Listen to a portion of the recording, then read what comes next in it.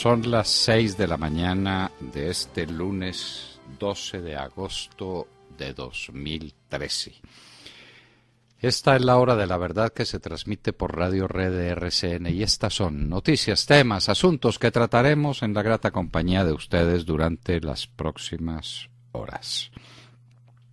Ayer, 11 de agosto, se cumplieron 200 años de la Declaración de Independencia del Estado de Antioquia. Antioquia independiente, Antioquia libre desde hace 200 años. Les contaremos a ustedes cómo fue esta Declaración de Independencia, quiénes la promovieron, quiénes la dictaron, cuál fue su contenido, cuál fue su alcance, lo que nadie ha querido contar hasta ahora por alguna razón que desconocemos. 200 años de la independencia de Antioquia. Lo dijo La Hora de la Verdad.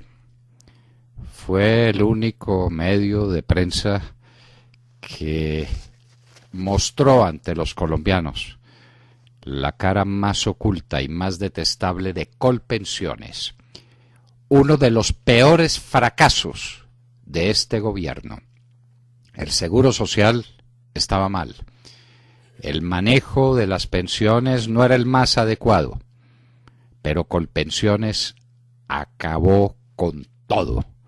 Las injusticias en Colpensiones han llevado a que pasen de 200.000 las tutelas que los más pobres de Colombia, los más abandonados, los ancianos que viven literalmente de una pensión de jubilación que se les niega sistemáticamente, por desorden, o porque no hay dinero, o por mala fe, o por prepotencia, tienen instauradas más de 200.000 pensiones.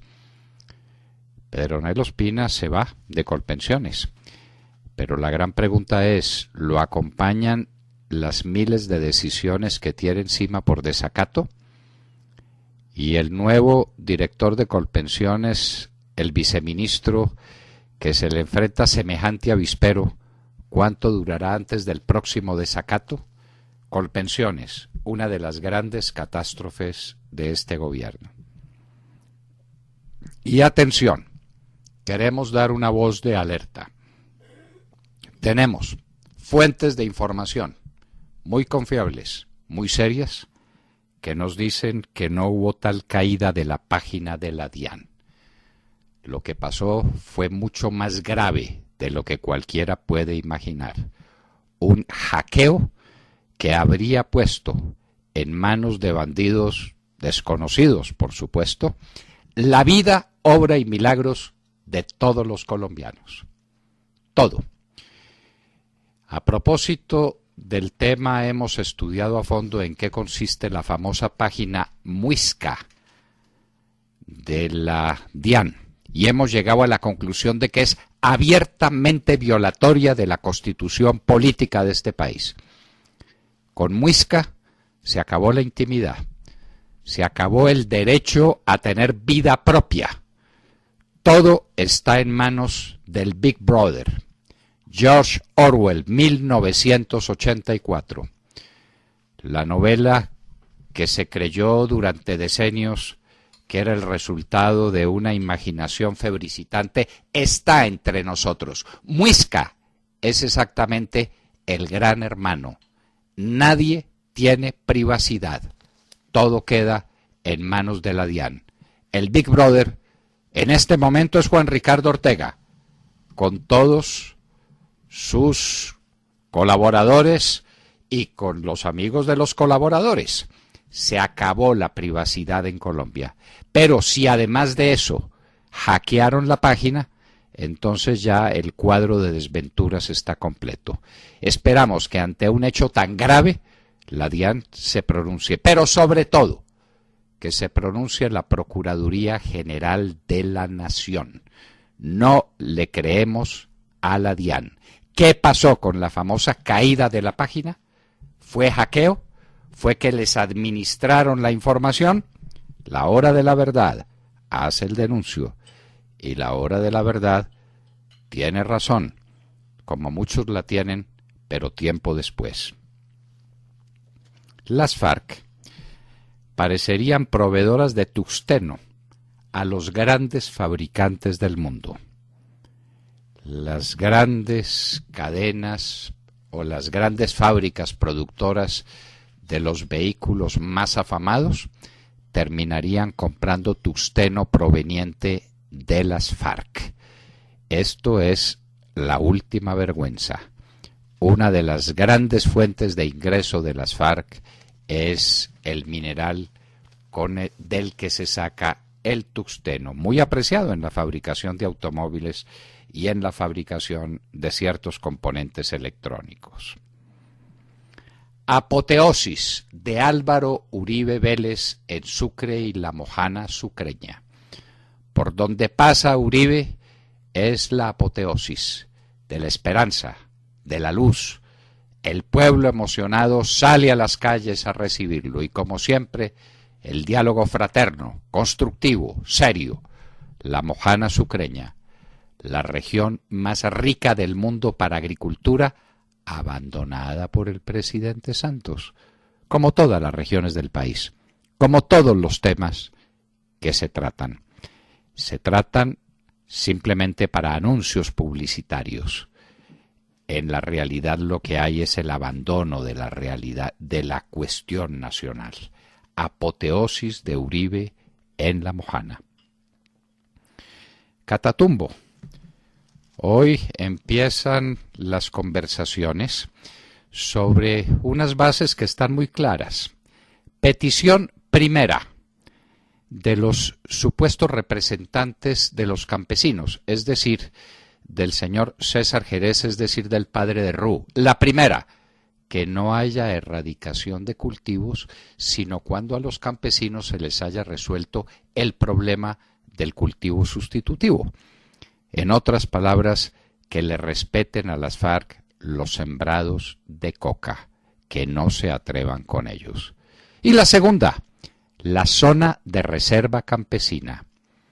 La hora de la verdad lo contará aquí, lo contará para ustedes. La zona de reserva campesina es una vieja aspiración de las FARC porque sabe que ese es el camino para quedarse con el país entero.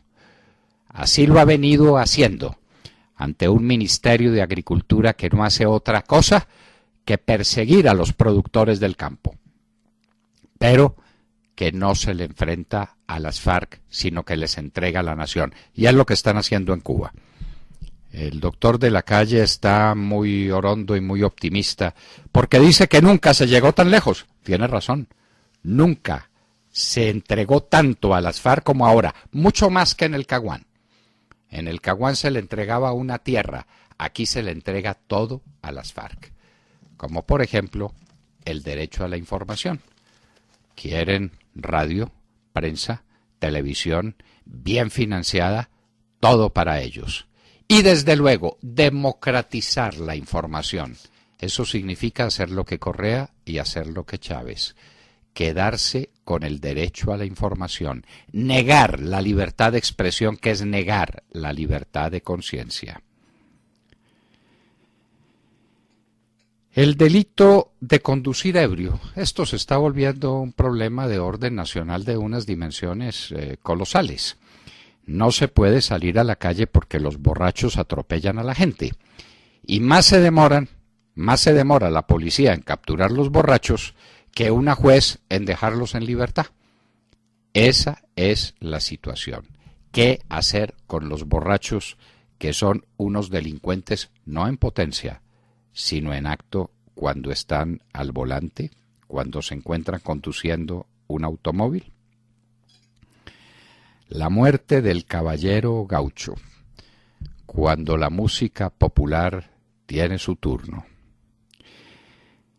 El presidente Santos no ofendió tanto a su primo hermano doble Pachito cuando le dijo que tenía sida en el alma, como ofendió a toda la comunidad y a todos los familiares de la comunidad, la vasta comunidad de colombianos que padecen de esta enfermedad, que no es una vergüenza padecerla, porque estar enfermo no es una vergüenza, de ninguna manera. El presidente Santos no maneja sus palabras, no se controla.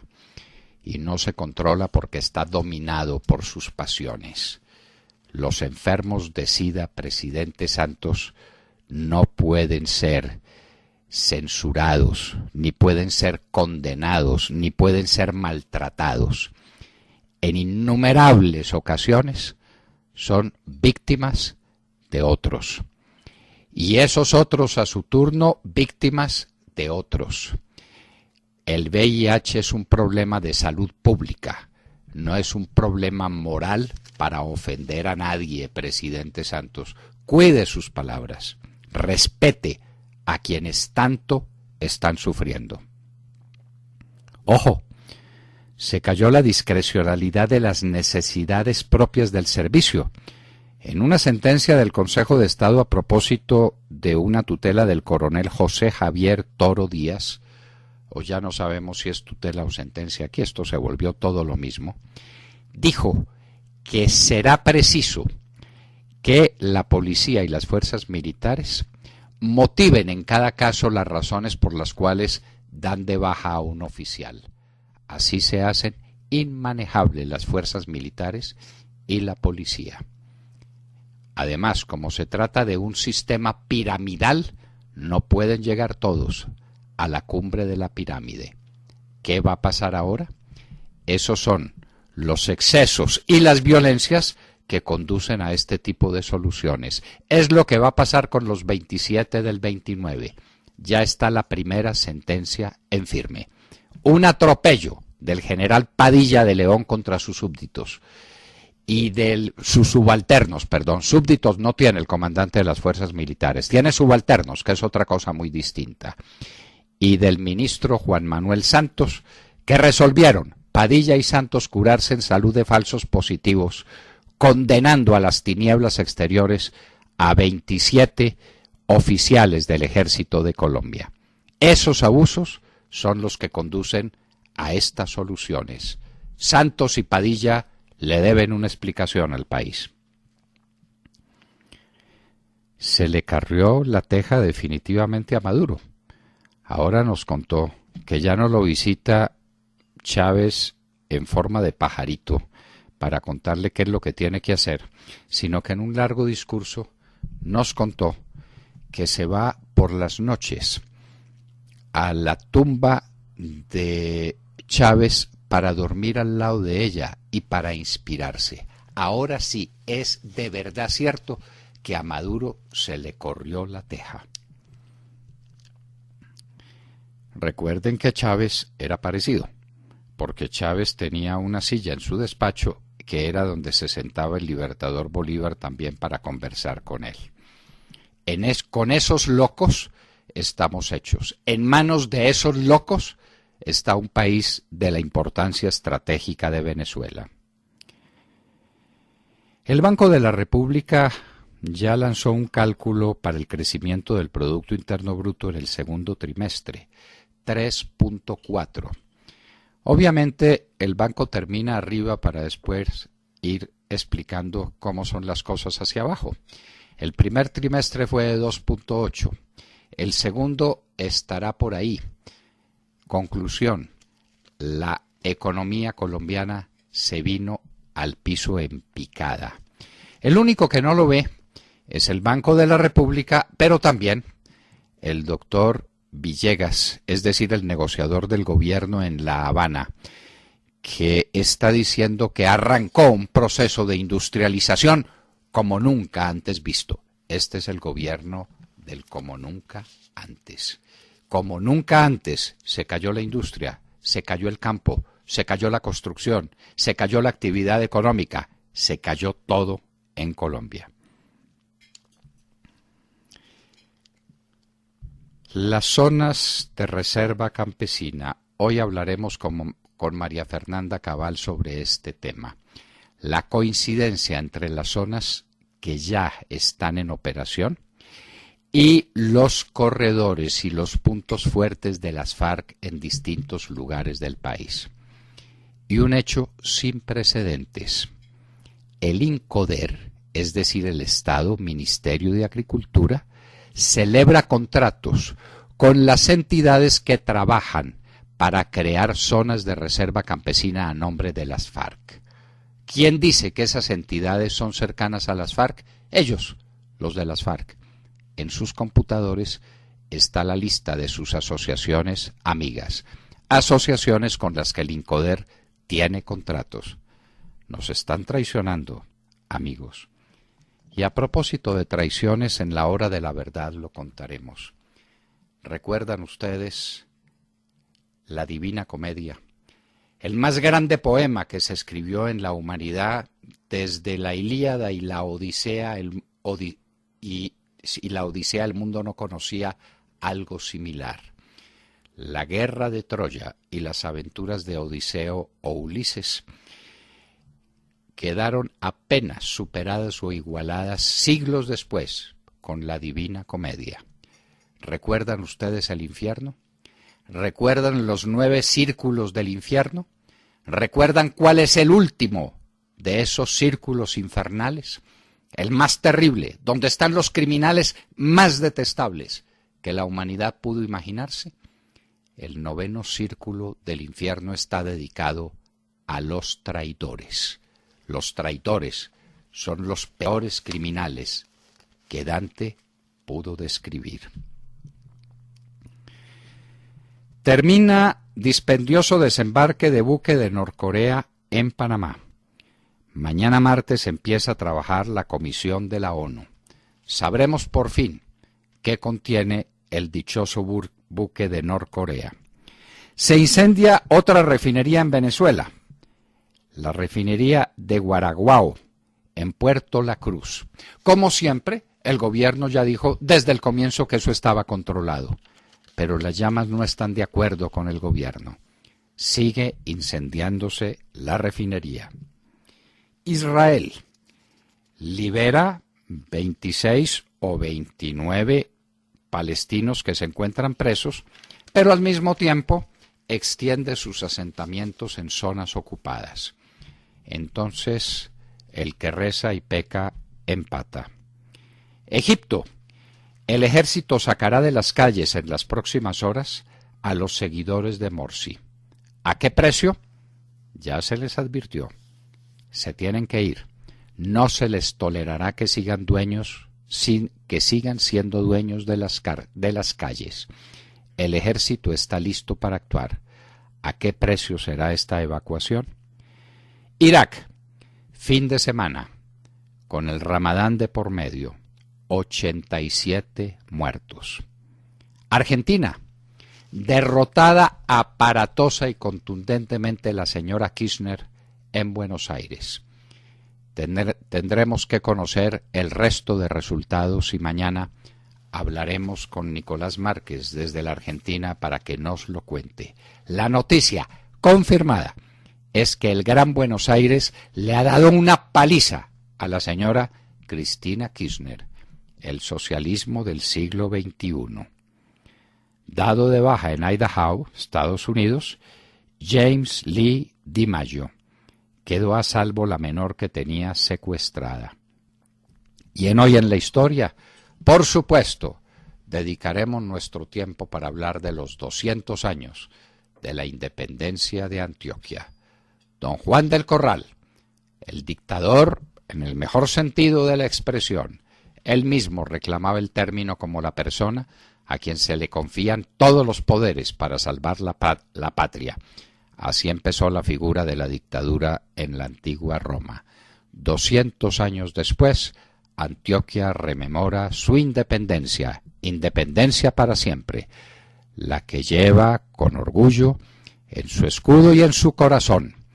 Antioquia, la que lleva el hierro entre las manos porque en el cuello le pesa. De todo esto y de mucho más hablaremos en las próximas horas con ustedes desde la hora de la verdad. Él es el caballero gaucho Montserrat. Nunca se supo por qué lo llamaron así.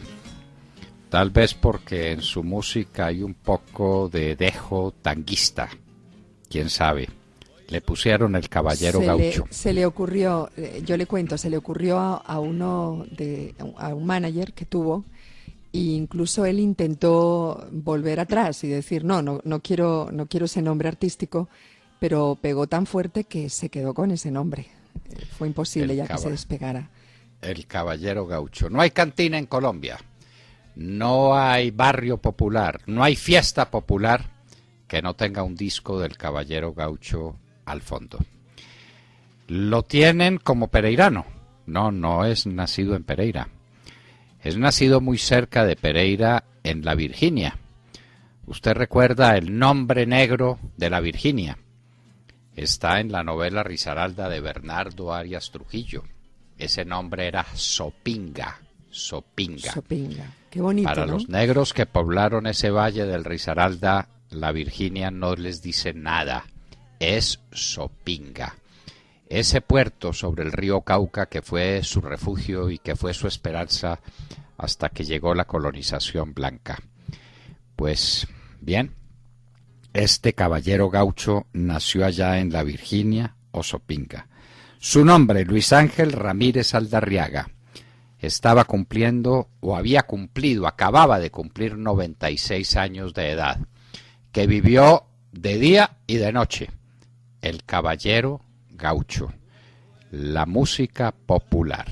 Será esa nuestra compañía, porque así canta el pueblo colombiano y esa canción le llega a su corazón, la del caballero gaucho.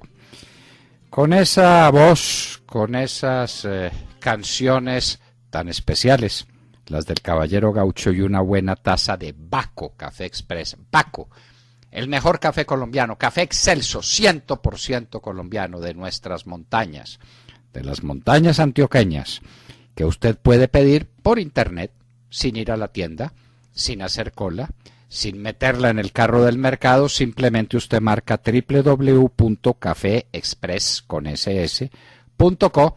Ahí tiene en su mesa el mejor café colombiano, el Baco. Con estas dos cosas maravillosas, la voz popular del caballero gaucho y Baco Café Express, saludemos la mañana, Montserrat Fernández. Muy buenos días a todos. Bueno, pues hablemos de las FARC, aunque yo sé, como usted escribió en una de sus columnas, que a mucha gente eso ya le da mamera, como dicen, ¿no? Pero dice León Valencia, que es exdirector de la Corporación Nuevo Arcoiris, exguerrillero también, que la solución para firmar algo cuanto antes con las FARC está en entregarle las curules del Congreso que piden y que una opción sería otorgarles las que tenía la Unión Patriótica.